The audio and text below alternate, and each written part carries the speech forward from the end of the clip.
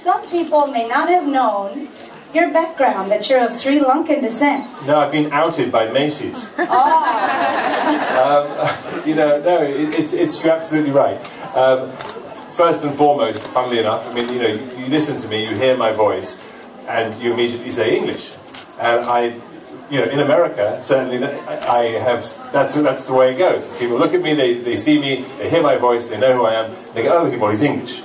Now, the interesting thing is, growing up in England, that was not the case, right? Because nothing unique about an English accent in England.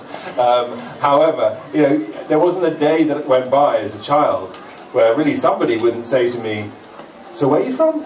And, you know, where are your parents from? And what's Sri Lanka? You know, what's Sri Lanka? Because you've got to understand that I'm a little older than you, and growing up in the 70s in London, there were very few biracial children. I was one of the first. In fact, of my little group, I was the only one of any kind of biracial mix at all, actually.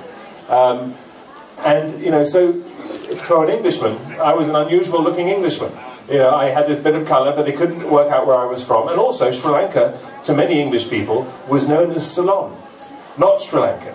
So when I proudly said that I came from Sri Lanka, it meant nothing to them, you know. So then I would have to go into, well, Sri Lanka was called Ceylon, and then they would say, talk about the tea, and it was this, and this would happen sort of 2 or 3 times a day, you know. So the funny thing is that although, you know, I'm only half Sri Lankan, I identify with Sri Lanka in a particularly strong way because of the fact I was constantly called on it.